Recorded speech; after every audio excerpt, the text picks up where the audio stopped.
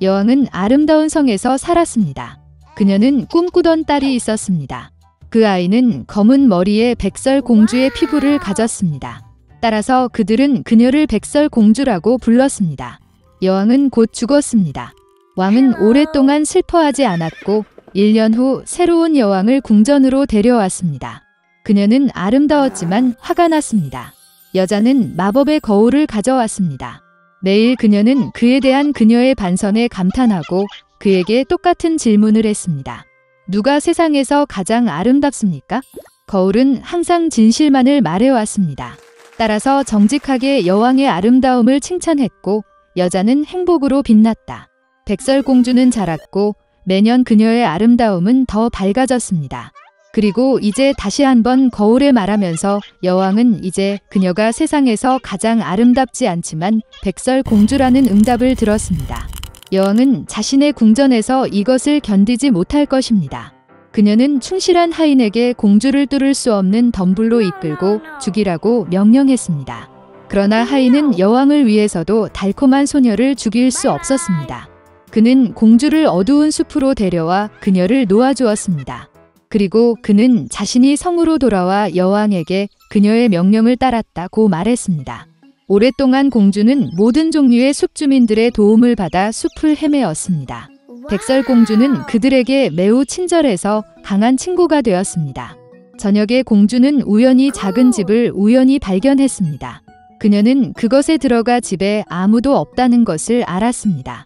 테이블은 7인용으로 침실에는 7개의 유아용 침대가 있습니다. 그리고 이 집의 모든 것이 아주 작았습니다. 따라서 백설공주는 여기에 7명의 작은 사람이 살고 있음을 깨달았습니다. 길고 힘든 여정 끝에 그녀는 침대 중 하나에 누워 잠들었습니다. 7 난장이는 밤 늦게 집으로 돌아왔습니다. 예상치 못한 손님의 등장에 크게 놀랐다. 잠자는 백설공주는 너무 매력적이어서 드워프들은 그녀를 잠들기로 결정했고 그녀를 깨우지 않았습니다. 아침이 왔다. 백설공주가 일어나서 7 난장이를 보고 무서워했습니다. 그러나 그들은 그녀에게 애정이 있었고 소녀는 그녀의 문제에 대해 이야기했습니다. 그들은 즉시 백설공주를 좋아했고 난쟁이들은 그녀를 그들과 함께 머물도록 초대했습니다. 또한 그녀는 요리, 씻기 및 청소와 같은 집을 돌보는데 동의했습니다. 매일 아침 난쟁이들은 산으로 가서 금과 보석을 채취하고 밤늦게 돌아왔습니다. 일하러 나가는 그들은 백설공주에게 그녀가 사악한 계모를 두려워하고 낯선 사람들에게 문을 열지 않았다고 경고했습니다. 이때 여왕은 평소와 같이 비밀실로 가서 마법의 거울과 이야기를 나눴다. 그런데 거울은 갑자기 그녀가 세상에서 가장 아름다운 것이 아니라 백설공주라고 말했습니다.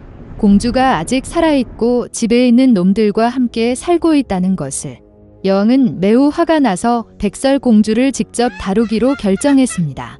그녀는 비밀실로 가서 독이 있는 사과를 요리했습니다. 겉은 매우 아름다웠지만 누군가 한 조각만 먹으면 죽을 것입니다. 사과가 준비되자 여왕은 늙은 상인이 되어 난장이의 집에 왔습니다.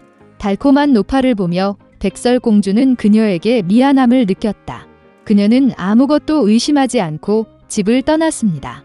노파는 그 소녀를 잘 익은 사과로 대하고 이 사과를 먹으면 영원히 젊고 아름답다고 말했다. 백설공주는 그녀를 믿었고 사과를 물자마자 죽어 숨을 멈췄습니다. 만족스러운 여왕은 궁전으로 갔습니다. 저녁이 되자 드워프들은 퇴근하고 백설공주가 바닥에 누워있는 것을 보았습니다. 그녀는 숨을 쉬지 않았습니다. 그들은 너무 큰 소리로 흐느끼고 애통해 근처 숲에서 사냥을 하고 있는 잘생긴 왕자가 그들의 외침을 들었다. 모든 동물을 두려워하는 어떤 종류의 울부짖음이 그에게 흥미로워졌습니다.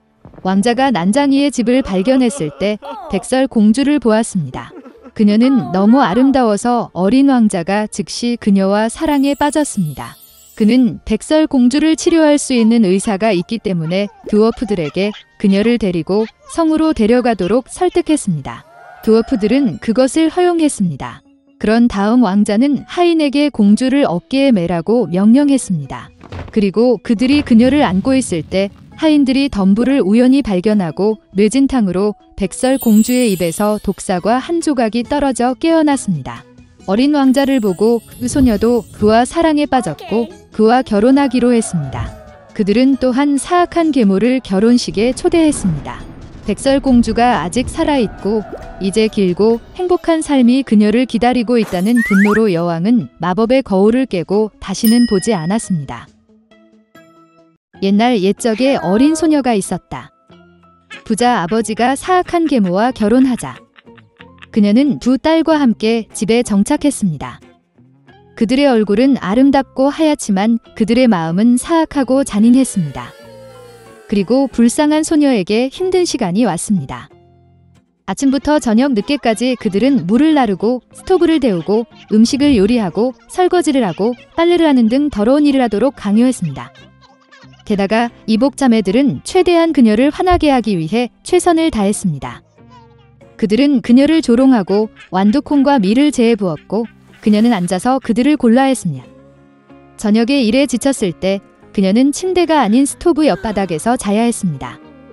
그리고 그녀는 항상 재에 먼지, 더러움 속에 있었기 때문에 그녀의 자매들은 그녀를 신데렐라라고 불렀습니다.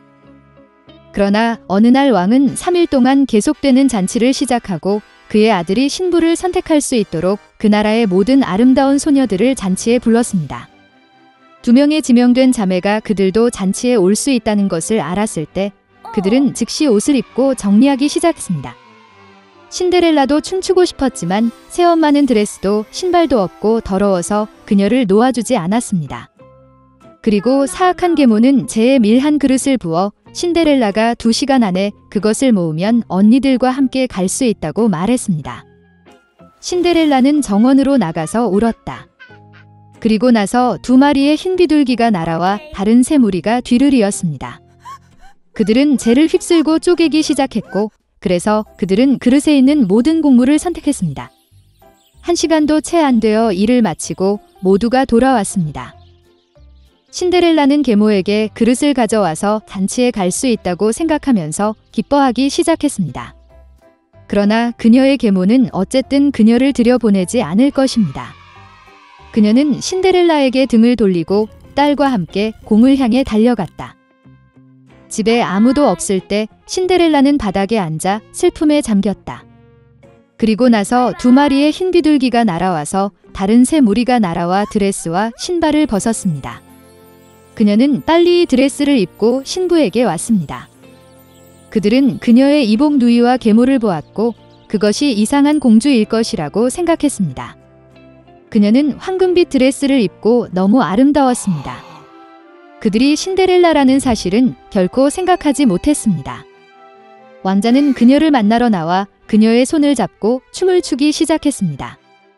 그리고 그는 신데렐라를 너무 좋아해서 다른 여자와 춤추고 싶지 않았습니다. 그녀는 저녁까지 춤을 추고 집으로 돌아가려고 했지만 왕자는 그녀를 배웅해달라고 요청했습니다. 그는 이것이 누구의 아름다운 소녀이고 그녀가 사는 곳을 알고 싶었습니다. 그러나 신데렐라는 그에게서 도망쳐 비둘기장 위로 올라갔습니다. 왕자는 비둘기장을 파괴하라고 명령했지만 그 안에 아무도 없었습니다. 그리고 가까운 곳에서 그는 그의 아름다운 낯선 사람을 찾을 수 없었습니다. 아무도 신데렐라가 그녀를 집으로 데려간 비둘기에 의해 구출되었다는 것을 짐작할 수 없었습니다. 왕자는 화가 나서 고개를 숙이고 궁전으로 갔다. 그리고 갑자기 그는 신발을 보고 그것을 들어 올렸습니다. 그것은 너무 작고 우아하고 순금으로 가득 차 있었습니다. 왕자는 신데렐라가 도망쳤을 때 왼발의 신발이 계단 중 하나에 남아있다고 생각했습니다.